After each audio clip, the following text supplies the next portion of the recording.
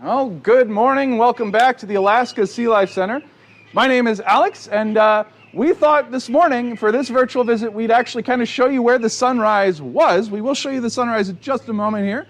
You can see early this morning, starting the camera about 8:30 or so.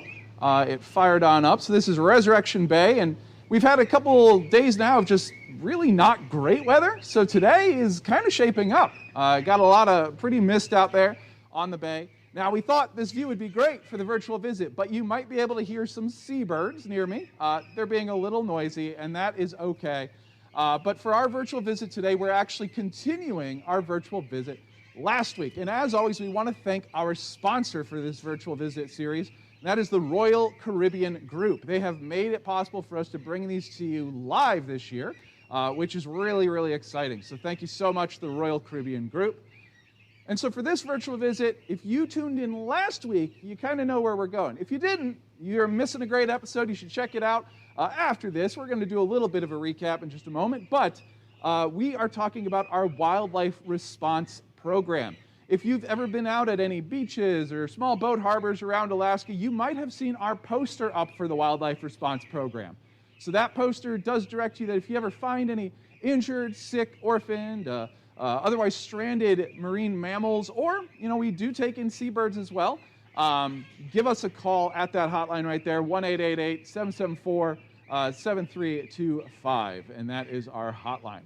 But we are going to jump right on into our first clip today, and that'll recap last week. Well, it is a gorgeous day here in Seward, Alaska today, and you wouldn't even guess it is October already. Now, just a few moments ago, we were actually at the SeaLife Center loading up this van that you can see behind me, and that is the wildlife response van for the SeaLife Center.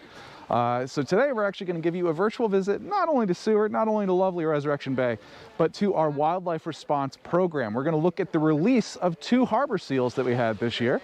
This is actually the last release of the season for right now, although we never know who's coming down the line. So last week we looked at these 2 seals, PV2111 and PV2112, the 11th and 12th harbor seals of our season, or as they were named, Vermicelli and Gemelli. And here you can see, right, we saw their capture, we saw how they were brought to the SeaLife Center, found very close to the SeaLife Center itself. This one right here, 2112, was actually found within sight of the center. And so they did have to go out, get these animals, and bring them in for their treatment. And of course, we saw their admit checkups, right? The first checkup that we do with these animals when they come in. And when they arrived, 2112 did need a little bit of help, but 2111 had a lot of these injuries and wounds. So the admit checkup and treating these animals was what we discussed last week. This week, we're going to see their release. All right, so here you go. This is release day, and this is PV2111. This is the one we just saw being operated on. You can see a much more robust and feisty seal here in this video. And yes, we will sometimes just use a net to get them out of their little back holding areas. Again, these are wild animals. We try to maintain that separation during their time here. We don't want them to become tame, if we're going to release them back out into the wild. And so it does take a team to kind of control these animals. You want to make sure no one gets bit, so we really secure them. We've got 2 people holding the animal here, and Jane's actually going to go in and take some last samples, just some last minute blood on this animal. And again, we've been doing checkups with these animals throughout their entire time here at the center, making sure that they're looking better, if there's something in their blood that we should know about, looking at have those levels improved, are parasites being treated. But right before we release them as well, it's good to kind of get one last look at the health of the animal. So Jane's going to get in there with, I will say, it looks like a very large needle, but there is a thick blubber layer there that you got to get through on these animals to draw some blood. And so obviously if you're squeamish about needles, I might advise you look away, but we're just going to get a little blood sample here for our lab.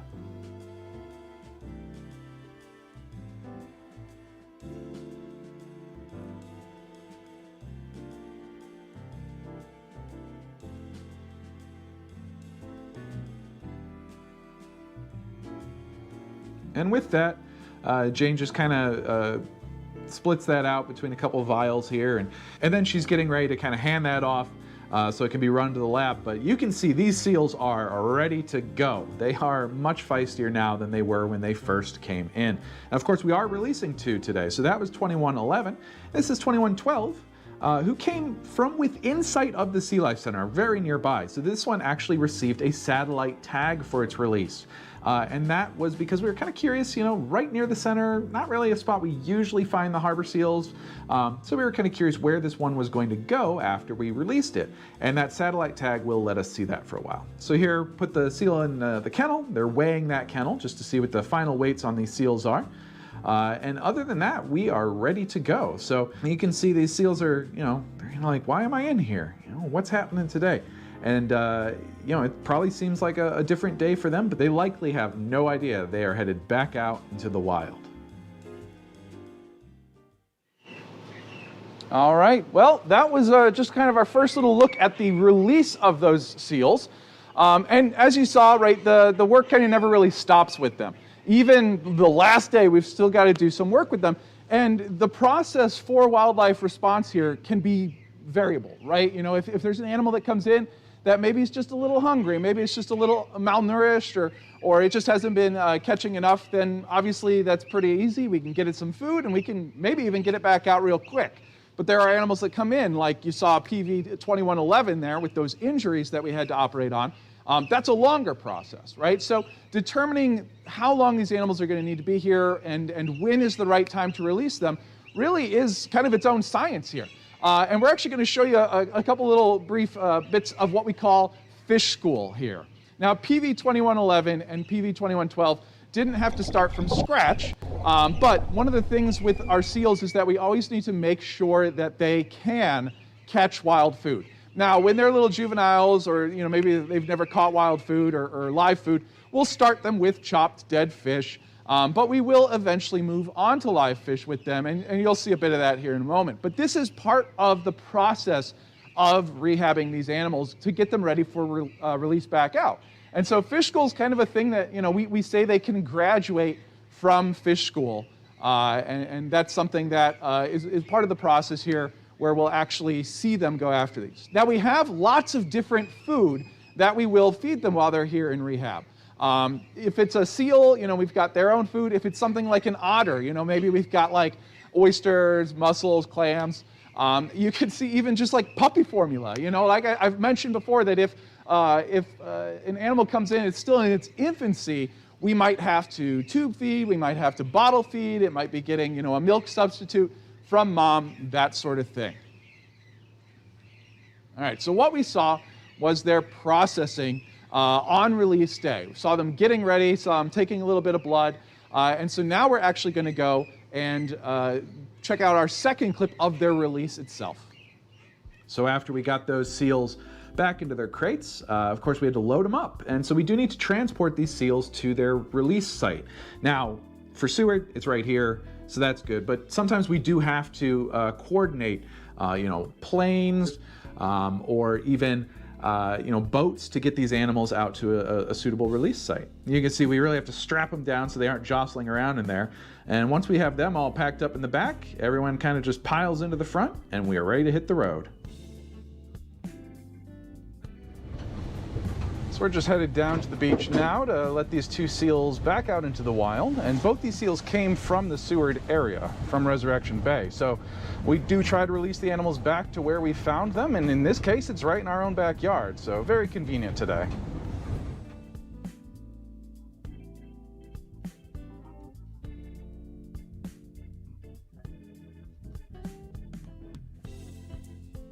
And once we got to the site, just a matter of unloading the animals and kind of getting set up and stationed for them. Now, we do invite the public to a lot of these releases. In this case, it was mostly just SeaLife Center staff. It was a smaller occasion. But when we get to the beach, the animals are kind of sniffing through the bars there. They're kind of anxious, I think, about what's to come, but we're gonna see. And of course, we're setting up with these herding boards to make sure they don't, run backwards away from the water. But when they opened the kennel up this time, they were a little tentative, just kind of peeking their head out.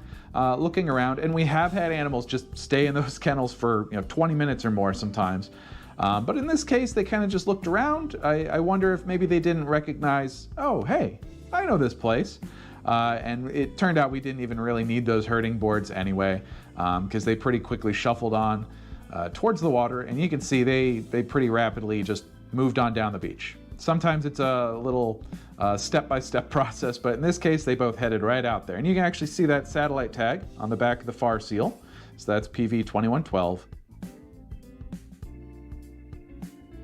So this is, an ultimate goal for the Wildlife Response Program, to be able to release these animals back out to the wild from where they came. And it's always, a real special occasion to be able to see one of these releases and kind of see that animal, looking around as it's coming out of the crate, going, where am I? And then maybe it sees the water, it goes to the water, and you watch that head just get smaller and smaller as it gets further and further away. And sometimes they hang out, sometimes they watch us for a while from the water. These animals can be just as curious as us humans, but sometimes they hit that water, they give a little flick of their flippers, and they're gone. And that's the last time we see them as they head back out into the wild and back to their lives. Well, folks are kind of watching the seals as they disappear off into the sun. But it was another successful release of some stranded animals from our wildlife response program. As you saw, they actually got out of those kennels pretty quick, worked their way down the beach. Sometimes they just hang around. Sometimes they'll sit in those kennels for quite a while. But today was another great release, and glad we could bring it to you for a virtual visit from Seward, Alaska, with the Alaska SeaLife Center.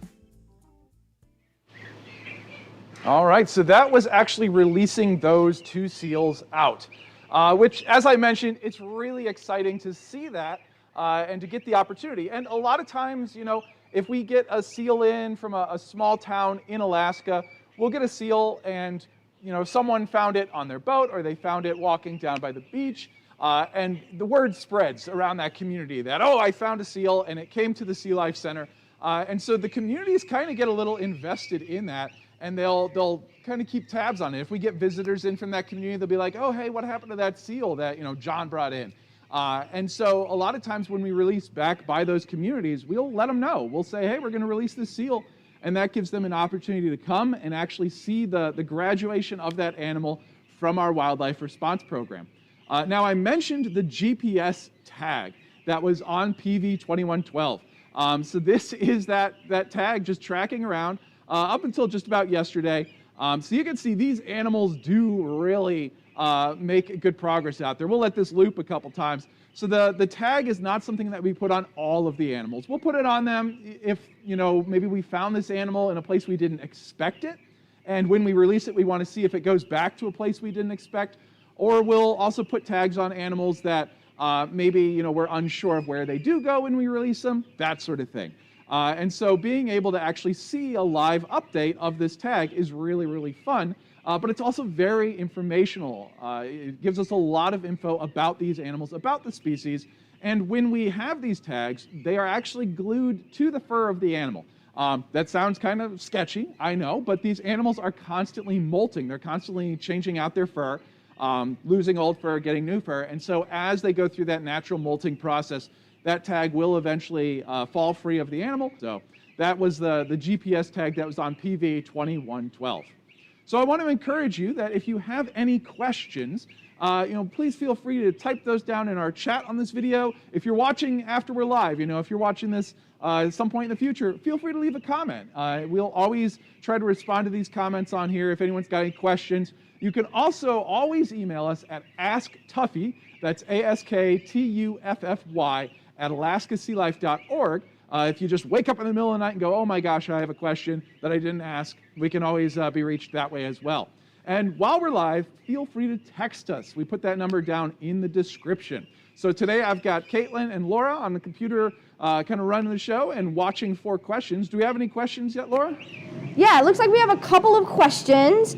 Have any of our animals returned to the center after potentially being released? Have any animals returned to the center after being released? That's a great question. And it has happened. It's not super frequent.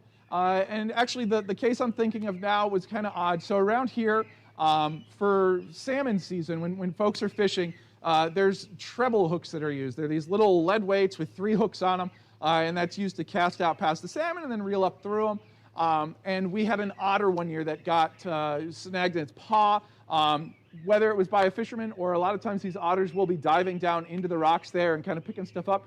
But an otter got a hook in its paw, and then we brought it in, we got the hook out, we were able to release that animal back out, and then like a couple days later it had another hook in its paw. So, that animal did have to come in several times.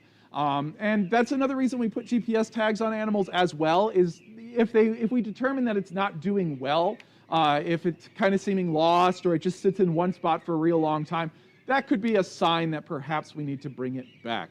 But it's not a frequent thing. Another question? We do have another question. Okay. Do we have a limit, and what could potentially determine that limit? Do we have a limit? I assume this is like a limit on the amount of animals we have in wildlife response. And in that case, our limit is kind of by how many areas we can put these animals in. And that not only counts for while they're here, but for animals that can't be released, such as sea otters, something like that. If we get a juvenile sea otter in, that's typically a non-release candidate because of the amount of hands-on care we have to provide. It bonds to humans. If we get an adult otter in, like that one that kept getting hooked, we can release them. But for animals that we can't release, we're going to have to find a permanent home for them. And so if we know ahead of time there's no permanent homes, our permitting bodies may not permit us to collect animals to bring into wildlife response. So that is kind of a limit in there. But as far as releasable animals, as long as we still have some pools back in rehab, we can bring animals in. And as they go through the process, those animals do frequently, or they start out separated from each other. But a lot of times, for example, these 2 seals, they eventually got put into one pool together. So we can kind of like organize them so that we do have more spots. That's a great question. Any other questions? Now they're coming in like crazy. So we have a text message asking how many weeks or months were 2112 and 2112 in your care? Oh my gosh. So we released them. I can't do the math, but I'm going to give you the dates. They were brought in kind of like early July, and we released them about early to mid-October. I'm really bad on my weeks there. We're looking at 3 months, basically. I got people in the back who are like, Alex, I can do math. So thank you always to the crew behind the scenes here. Another question? We do have another one. Great. How many harbor seals have you released this year? All right, so we did release quite a few. The thing to know is that the PV21 blank, right, that's the number of harbor seals we have through a year. Now, 2111, 2112, those were our last 2 this season, so we only got up to 12 seals, but that does also include any seals that may not have made it. Now, this year, I'm not sure if we had any big cases where there was a dead animal or it did make transport. So up to 12 seals were released. Harbor seals are a great release candidate. And actually, I do know one seal we have. He's on our Facebook that is not being released. We'll go over that in just a second. Harbor seals are great release candidates typically, and that's because they're not with mom for very long. They wean really quick, and even when mom is with them, she's pretty hands-off. She'll like leave them up on a beach and go and kind of forage and then come back. And so that's one of the reasons we observe these animals a lot before we bring them into the center. If you remember last week, when that seal was called in, they went and they watched it for a while to make sure, like, yeah, mom's not around, she's not going to show up. When we are bringing these animals in, though, because mom is so hands-off with them, we can be real hands-off with them, even if they're really young. And that makes them a great release candidate. Now, I did mention we haven't released 12 harbor seals this year because we do have a harbor seal that unfortunately cannot be released. And you can find this on our Facebook, Tuck or Tuk. And he's real cute, but he's got some sort of condition, maybe neurological, that is going to prevent him from being released, but he's great to take care of, and so we're going to be able to locate a permanent home for him. And that's not the first time that's happened. We've had seals come in with, like, they're basically blind, so they wouldn't be able to successfully hunt food on their own, but they're real easy to take care of, so we can locate permanent housing for them. All right, we got kind of a complicated one. Oh, a complicated question. Okay, do we ever microchip or do we only use the GPS tag? Ooh, that's a great question. I know we have the GPS tag, and we have done studies with subdermal items as well. So we have something called like the life history transmitter. Maybe that's a future episode for a virtual visit. And that was something that went with juvenile sea lions, but those were part of research, not wildlife response. With wildlife response, we will put permanent tags on them, but we want those to be visible. So I do not believe, and if I am wrong, we're going to put it down in the comments. I do not believe we put those microchips that you'd get on like a cat or a dog into the animals here, because the assumption is that for the most part, you're going to observe those animals from a distance. And so we put flipper tags on them, and those have a specific color and a specific number on them. And so if you see an animal with a flipper tag on it, and it gets called into wildlife response, we can look at it, use binoculars, and be like, oh, it's that seal. And we can actually pull up the entire treatment history of that animal while it was at the center. So that's why we'll do those tags that are kind of permanent, that are easy to be seen. And we have, sea otters that have been released that are tagged as well. We've got one around here with double tags. So yeah, the tags being visual more than just being able to scan them is more the goal with that. Cool, and this might tie into that limit question. Okay. What happens when we get an animal that might be too big to move? So that's a great question. And we have had animals into wildlife response, for example, that were very young, and we were able to bring them here, but they were not animals that would have been able to stay here for very long due to size, or they would have posed challenges in transportation due to size. We've had walrus, we've had beluga. They both came in very young. Now, if we got an animal, for example, if there was a stranded whale somewhere, we can't really house a full-grown whale here at the SeaLife Center.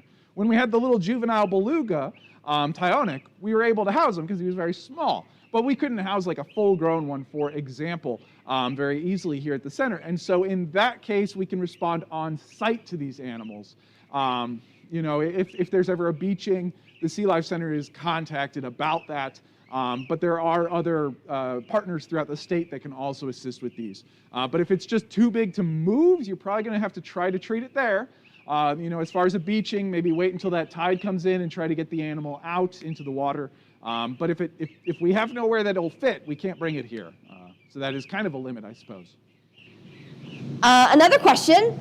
Are animals that stay longer with their mother more likely to bond to humans? I read that rehabilitated walrus pups are not releasable because they bond strongly to their humans. Yes. So if they have a very strong maternal connection, that is an animal that if we get it in as a juvenile is not going to be releasable like 9 times out of 10. And that's because we have to provide that maternal care. A walrus is a great example of this. They're very gregarious. They kind of all pile up. If you ever see like footage of a bunch of walruses, they all pile. They love to be in close social contact. And so when we had our walruses in the past, we've treated quite a few here.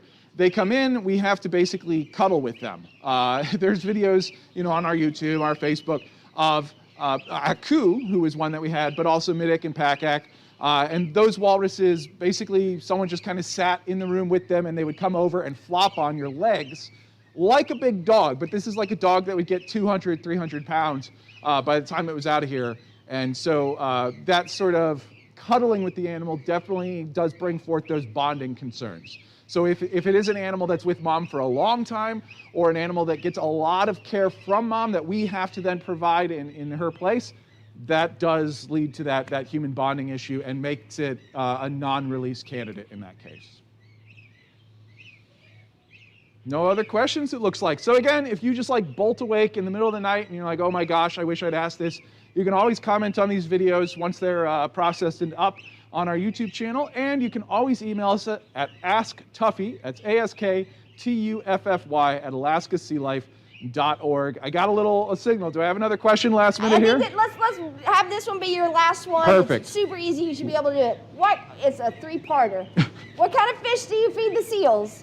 Do they have eating preferences, and where do we get those live fish from? Okay, so live fish we can have provided to us. We can either, we'll basically have small live fish provided to us from hatcheries, and then we can raise those here at the center, basically keep them, and then we can use those. As far as what fish are we feeding to these animals, they're going to be fish that these animals would be having in the wild. So young juvenile salmon, but we'll also do things like, for the otters, for example, like clams, mussels, We do, break out shrimp, and even, if it's a smaller animal, for example, a bird that came in through wildlife response, we were feeding some krill out to birds at one point, right? So just stuff that they would be able to encounter naturally out in the wild there. And do they have preferences? They definitely do. There are some animals that are real fussy about it. One of the things that we feed pretty much everyone is squid. That's another one, which these are market squid, the kind that you'd find down California ways. They can be found up here in Alaska, however, as well, and they are a great source of fresh water for these animals. Many of these animals, they're not drinking the seawater, just like you and I shouldn't drink seawater, but they get that fresh water from the food that they're eating instead. So they definitely can get picky, and they can be like, no, I'm more of a clam otter than a squid otter, and kind of get a little specific in their diets there. But that was a great final question. And again, if you have any others that we didn't get to, if you text us or text us a question, we'll try to respond to that. But otherwise, we hope to hear from you on asktuffy@alaskasealife.org. If you have any ideas of future episodes, if you're like, hey, I want to know about this thing that the Sea Life Center does that I don't know anything about, you can also shoot us those ideas, and we'd be more than happy to show you more behind-the-scenes glimpses from here, live at the Alaska SeaLife Center. So thank you so much for joining us. Until then, have a great day.